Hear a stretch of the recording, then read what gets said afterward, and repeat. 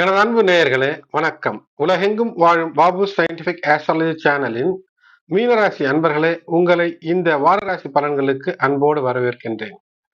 27 April 2026 துவங்கி 3 மே 2026 வரை தமிழிலே பராப வருடம் சித்திரை மாதம் 14ஆம் தேதி முதல் சித்திரை 20ஆம் நாள் வரை ராசி பலன்களை இந்த பதிவினிலே முதல் 6-7 நிமிடத்திற்குள்ளும், அதைத் தொடர்ந்து ஒவ்வொரு நாளும் இந்த வாரத்திற்கான திதி நட்சத்திரத்தினுடைய சிறப்புகளையும் உங்களுக்காய் கணித்தும் தொகுத்தும் தருகின்றேன். எனது அன்பு நேயர்களே, இந்த வாரத்தில் வியாழக்கிழமை 30 ஏப்ரல் 2026 மதியம் 1:14 PM துவங்கி ஞாயிற்றுக்கிழமை 3/5/2026 12:30 AM வரை சந்திராஷ்டமம் ஆகையினாலே வியாழன், வெள்ளி, சனி ஆகிய நாட்கள் கிட்டத்தட்ட ஒரு 2.5 நாட்கள் சந்திராஷ்டமம். இதிலே புதிய விஷயங்களை துவங்காமல் இருப்பது அல்லது யாரோடும் வீண் வாக்குவாதங்களில் ஈடுபடாமல் இருப்பது, நீண்ட நெடுந்தூர புதிய பயணங்களை துவக்காமல் இருப்பது, இரவு நேரங்களிலே வாகனத்தை, அதுவும் நள்ளிரவு நேரங்களில் வாகனத்தை இயக்குவதை முற்றிலும் தவிர்ப்பது இந்த நாட்களிலே உங்களுடைய உடல் நலம், மனநலம், பண நலம், கையிருப்பை குறையாமல் சேவிங்ஸை பாதுகாப்பதற்கும் உதவும். ஜென்மச்சனியினுடைய காலம் என்றாலும் கூட இந்த வாரம் உங்கள் கடின உழைப்பிற்கும் பொறுமைக்கும் சேமிப்பு குறையாத அளவிற்கு வெற்றிகளை தரக்கூடியதாக அமைத்து தரும்.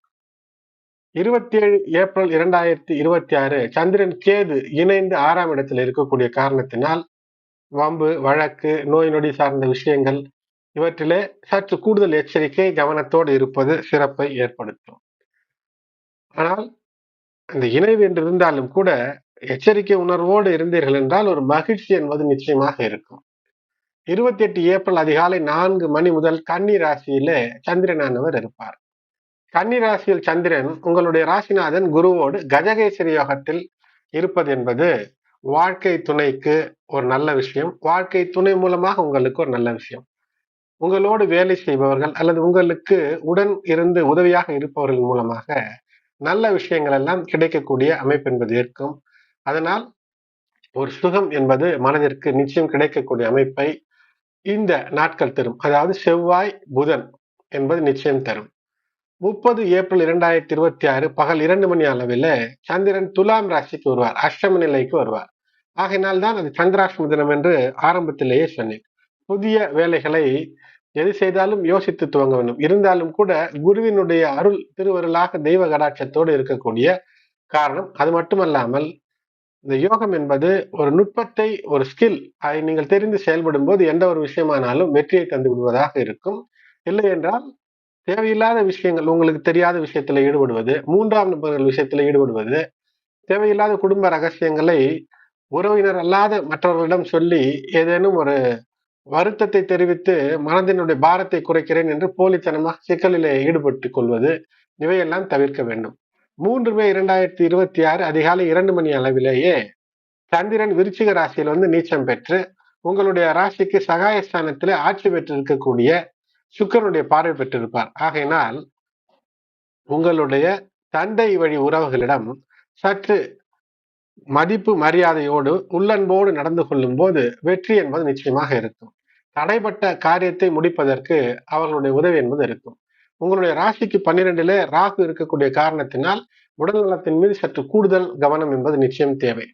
ஏதோ ஒரு உடல் நலம் சரியில்லை என்றால் வீட்டில் இருக்கக்கூடிய மாத்திரை அல்லது ஓவர் த கவுண்டர் மாத்திரைகளை வாங்கி சாப்பிடுவதை தவிர்த்து மருத்துவத்தை சரியான முறையிலே எப்படி அணுக வேண்டுமோ அப்படி அணுகி நல்ல மருத்துவம் நாடுவதை சிறப்பு ஏற்படுத்தும்.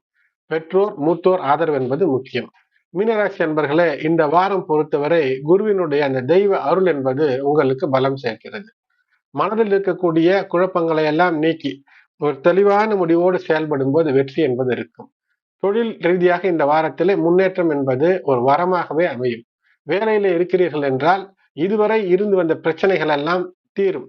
நீண்ட நெடுநாட்களாக எதிர்பார்த்திருந்த ஏதோ ஒன்று பதவி உயர்வோ, சம்பள உயர்வோ, நல்ல இடத்திற்கு வேலை மாற்றமோ இவையெல்லாம் இந்த வாரத்திலே அனுகூலமாய் கிடைக்கக்கூடிய அமைப்பு என்பது இருக்கிறது.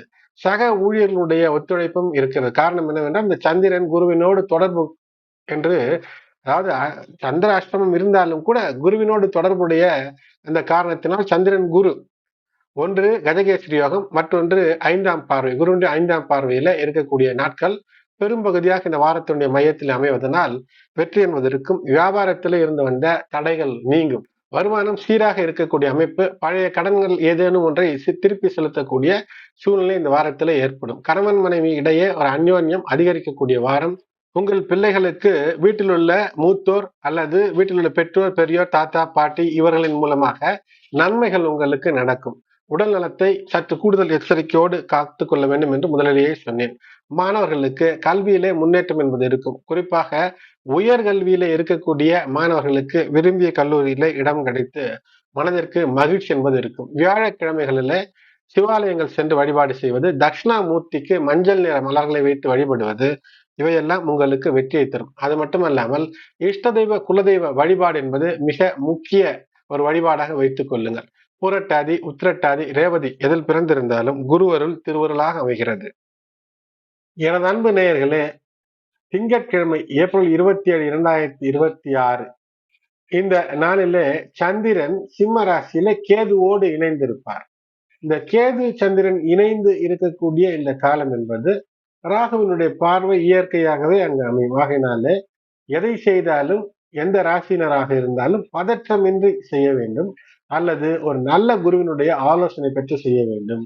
விநாயகர் வழிபாடு அல்லது முழு முதற் கடவுள் என்று சொல்லக்கூடிய விநாயகர் வழிபாடு, அதே போல் உங்களுக்கு முழு முதற் தெய்வம் என்று சொல்லக்கூடிய தாய் தந்தையின் பேச்சை கேட்டு அல்லது பெற்றோர், பெரியோர், ஆசிரியர்களுடைய அறிவுரை, ஆலோசகருடைய அறிவுரையை கேட்டு இந்த நாளிலே செயல் எதுவும் செய்யும் போது வெற்றியை தரும். திங்கட்கிழமை பராபவ வருடம் சித்திரை 14ஆம் நாள், ஏப்ரல் 27, 2026 திதி 6:16 PM வரை ஏகாதசி, பின்னர் துவாதசி. நட்சத்திரம் பூரம் நட்சத்திரம் 9:18 PM வரை, பிறகு உத்திரம். நாள் முழுவதும் சித்த யோகம். இந்த நாளுக்கு மோகினி ஏகாதசி என்று பெயர். இந்த நாளில பெருமாளை விரதமிருந்து வேண்டும் போது தவறுகள், தெரிந்து தெரியாமல் செய்த தவறுகள் இந்த நாளில விரதம் இருந்து போக்கிக் கொள்ளலாம். காம இச்சையை போக்குவதற்கு அல்லது காம இச்சையினால் ஏற்படக்கூடிய பிரச்சனைகளிலிருந்து வெளிவருவதற்கு மனதை ஒருநிலைப்படுத்தி பெருமாள் வழிபாடு என்பது, இந்த ஏகாதசி விரதம் இருப்பது என்பது அற்புதத்தை தரும். பிரச்சனைகளிலிருந்து உங்களை வெளியேற்றும். இந்த நாள் புதன் ஜெயந்தி. ஏகாதசி திதியில்தான் புதன் பிறந்தார் என்பது நமக்கு தெரிந்த விஷயம். நவ கிரகங்களிலே புதனுக்கு பச்சை ஆடை உடுத்தி 5 தீபங்கள் வைத்து மறி கொழுந்து போன்ற பச்சை மலர்களால் அர்ச்சனை செய்வது புதன் தோஷம் விலகும். மேலும் இந்த வாரத்தில புதனானவர் அஸ்தங்கதமாகி இருக்கிறார். ஆகினாலே அதனால் புத்தி குறைவு ஏற்பட்டு ஏதேனும் சிக்கலிலே சென்று சிக்கிக் கொள்ளாமல் இருப்பதற்கு இந்த நாளிலே குறைந்தபட்சம் புதனை நினைத்து வீட்டிலே விளக்கேற்றி வழிபாடு செய்வது வெற்றியை தரும். அடுத்து செவ்வாய்க்கிழமை பராபவ வருடம் சித்திரை 15ஆம் நாள், ஏப்ரல் 28, 2026 6:52 PM வரை துவாதசி, பின்னர் திரையோதசி. நட்சத்திரம் உத்திரம் நட்சத்திரம் 10:36 PM வரை, பிறகு ஹஸ்தம். இரவு 10:36 வரை அமிர்த யோகம், பின்னர் சித்த யோகம். இது பரசுராம துவாதசி என்று அழைக்கப்படக்கூடிய துவாதசி. பெருமாள் வழிபாடு, பரசுராம வழிபாடு செய்வதெல்லாம் பித்ரு தோஷம் மற்றும் பிரம்மஹத்தி தோஷம் விலகும். பிரம்மஹத்தி தோஷம் என்பது சான்றோர்களை அவமரியாதை செய்து அவர்களுக்கு எதிரான துரோகங்களை செய்து தரக்கூடிய தோஷமாகும். இது உங்களுடைய டிஎன்ஏவிலேயே பதிவாகிவிடும். அப்படிப்பட்ட டிஎன்ஏவிலே பதிவாகி பல தலைமுறைக்கு கடத்தப்படக்கூடிய இந்த பாவங்களை இது போன்ற நாட்களிலே பரிகாரங்கள் செய்து இறைவனை வேண்டி பிரச்சனைகளிலிருந்து அகல்வது என்பது சிறப்பு. மதுரை மீனாட்சி அம்மன் கோயிலிலே தாலி கட்டும் உற்சவம் நடக்கும். இந்த நாளிலே பெண்கள் மீனாட்சி அம்மனுக்கு தாலி ஏறும் போது தாலி மாற்ற ஏற்ற நேரமாக அமையும். காலை 7 மணி வரை கரிநாள். ஆகையினாலே 7 மணி வரை புதிய விஷயங்களை தவிர்ப்பது நல்லது. அடுத்து புதன்கிழமை பராபவ வருடம் சித்திரை 16, ஏப்ரல் 29, 2026 7:51 PM வரை திரையோதசி, பின்னர் சதுர்த்தசி. அஸ்தம் நட்சத்திரம் 12:16 AM வரை, பிறகு சித்திரை நட்சத்திரம். இந்த நாள் மரண யோகம், பின்னர் சித்த யோகமாக அமைகிறது. சின்னமஸ்தா என்று நீங்கள் பார்க்கக்கூடிய தினசரி கேலண்டர்ல போட்டிருக்கும். அதாவது பராசக்தி வழிபாடு செய்வது, தேவி பாகவதம் படிப்பது, இவையெல்லாம் ராகு தோஷம் நீங்கும். செவ்வாய்க்கிழமையானால் புதன் தோஷம் நீங்குகிறது. புதன்கிழமை அன்று ராகு தோஷம் நீங்க வழிபாடு. கரூர சித்தர் ஜெயந்தி பிரதோஷ வழிபாடு. மாலை வேளையில இல்லங்களுக்கு அருகிலே இருக்கக்கூடிய சிவன் கோயிலுக்கு சென்று பிரதோஷ வழிபாட்டிலே கலந்து கொள்வது சிறப்பை தரும். வராகி அம்மனுக்கான வழிபாடு இந்த நாளிலே தைரியத்தை தரும். தடைகளை எல்லாம் அகற்றி வெற்றியை தரும். சுப காரியங்களை தவிர்த்து தெய்வ காரியங்கள் செய்ய இந்த நாள் ஏற்ற நாளாக அமைகிறது. அடுத்து வியாழக்கிழமை சித்திரை 17 ஏப்ரல் 30 2026 9:12 PM வரை சதுர்த்தசி. அதன் பின்னர் பௌர்ணமி. சித்திரை நட்சத்திரம் 2:16 AM வரை, பிறகு சுவாதி நட்சத்திரம். சித்த யோகம் அமிர்த யோகம் கூடிய நன்னாள். இந்த நாள் ஒரு மிக நல்ல சுப நாளாக அமைகிறது. திருமணம் மற்றும் அனைத்து சுப காரியங்களையும் செய்யலாம். சித்திரை நட்சத்திரம் புது வீடு புகுவதற்கு, கிரகப்பிரவேசம், பால் காய்ச்ச, குளம் கிணறெல்லாம் வெட்ட, குடிநீருக்காக போர் போட்டால் நல்ல இனிய நீர், தேங்காய் தண்ணீர் போன்ற இளநீர் போன்ற ஒரு நீர் கிடைக்கக்கூடிய அமைப்பை இந்த நாள் தரும். தேவதா பிரதிஷ்டை செய்ய, அனைத்து நல்ல காரியங்களும் செய்ய ஏற்ற நாள். இந்த நாள் நரசிம்ம ஜெயந்தி, வியாழக்கிழமை நரசிம்ம ஜெயந்தியாக அமைகிறது. பிறவி கடன் தீர ஸ்ரீ நரசிம்ம ஜெயந்தி ருண விமோசன ஸ்தோத்திரம் பாராயணம் செய்து லட்சுமி நரசிம்ம வழிபாடு செய்வது சிறப்பை தரும்.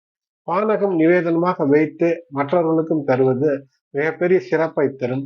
ஜுவலந்தம் என்று நரசிம்மரை அழைப்பார். ஏனென்றால் அழைத்தவுடன் வரக்கூடிய தெய்வம் என்று போற்றப்படக்கூடியது மற்றும் பிரகாசத்தை, பிரைட்னஸை தரக்கூடியவர். ஆகையினால் நரசிம்மர் வழிபாடை தவறாமல் இந்த நாளிலே செய்வது சிறப்பை ஏற்படுத்தும். அடுத்தது வெள்ளிக்கிழமை சித்திரை 18 மே 1 2026 10:52 PM வரை பௌர்ணமி, பின்னர் பிரதமை. சுவாதி நட்சத்திரம் 4:35 AM வரை, பிறகு விசாகம். நாள் முழுவதும் சித்த யோகம். இந்த நாள் சித்திரா பௌர்ணமி. அழகர் ஆற்றில் இறங்கக்கூடிய அந்த உற்சவம் மதுரையிலே நடக்கும். சித்திர குப்தனுக்கான பூஜை.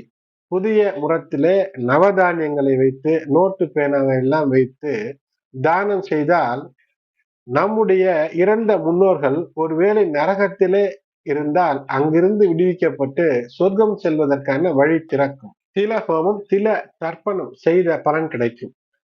இந்த நாள் சத்திய நாராயண பூஜை செய்ய ஏற்ற நாளாக, சத்யநாராயண பூஜை துவங்குவதற்கு ஏற்ற நாளாக இருக்கிறது. புத்த பூர்ணிமா. குறைந்தபட்சம் புத்த பூர்ணிமா அன்று உங்களுடைய குருமார்களை சென்று வணங்குவது, அவர்களுக்கான உபசரணை அல்லது அவர்களுக்கான ஏதேனும் ஒரு நன்மையை செய்வது சிறப்பை ஏற்படுத்தும். இந்த நாளிலே அசைவம் தவிர்ப்பது நல்லது. குறைந்தபட்சம் அசைவம் தவிர்ப்பது நல்லது. அர்த்தநாரீஸ்வரருக்கான பூஜை செய்ய ஏற்ற நாளாக வெள்ளிக்கிழமை அமைகிறது. மே 1 அன்று அமைகிறது. தம்பதிகளினுடைய ஒற்றுமை சிறப்பாக இருக்கும். அடுத்தது சனிக்கிழமை சித்திரை 19 மே 2 2026 12:50 AM வரை பிரதமை, பின்னர் திருதியை. விசாகம் நட்சத்திரம். நாள் முழுவதும் சித்த யோகம். இஷ்ட தெய்வங்களுக்கு தீபமேற்றி வழிபாடு செய்யக்கூடிய நாள். வைசாக பகுலம் என்று பஞ்சாங்கங்களிலே போட்டிருக்கும், தினசரி கேலண்டரிலே போட்டிருக்கும். திலஹோமம் மற்றும் தர்ப்பணங்கள் செய்வதற்கு ஏற்ற நாள். ஞாயிற்றுக்கிழமை. அடுத்தது ஞாயிற்றுக்கிழமை சித்திரை 20 மே 3 2026 3:02 AM வரை திருதியை, பின்னர் திருதியை. விசாகம் நட்சத்திரம் 7-9 AM வரை, பிறகு அனுஷம். நாள் முழுவதும் மரண யோகம், மிருத்யு. அதனால் சுப காரியங்களை தவிர்க்க வேண்டும். தெய்வ காரியங்களிலே மனதை லயித்து ஈடுபடுவது சிறப்பை ஏற்படுத்தும் தனிய நாளாக அமைகிறது. எனது அன்பு நேயர்களே, சந்திராசிரமம் பெறக்கூடிய ராசிகளாக அமைவது மகரம், கும்பம், மீனம், மேஷம். ஆகினாலே இல்லத்திலே இருக்கக்கூடிய, உங்களோடு இருக்கக்கூடிய அல்லது உங்களோடு பணி செய்யக்கூடிய மகரம், கும்பம், மீனம், மேஷம் ராசிக்காரர்களுக்கு அனுசரணையாக இந்த வாரத்தில் இருப்பது மேலும் பல சிறப்புகள் ஏற்படுத்தும். உங்களுடைய மன சஞ்சலத்தை தவிர்க்க இது உதவும். எனது அன்பு நேயர்களே, இந்த பதிவு உங்களுக்கு பயனுள்ளதாக இருந்தால் லைக் செய்யுங்கள். மேலும் உங்களுடைய உற்றார் உறவினர் நண்பர்களுக்கும் இந்த பதிவினை ஷேர் செய்யுங்கள். சப்ஸ்கிரைப் செய்யாதவர்கள் சப்ஸ்கிரைப் செய்து நோட்டிபிகேஷன் பெல் பட்டன் ஆன் செய்து ஆல் என்ற ஆப்ஷனை தேர்ந்தெடுத்து நான் தரும் வீடியோக்கள் உடனடியாக உங்களை வந்து சேரும்படி செய்து கொள்ள அன்போடு வேண்டுகின்றேன். நன்றி.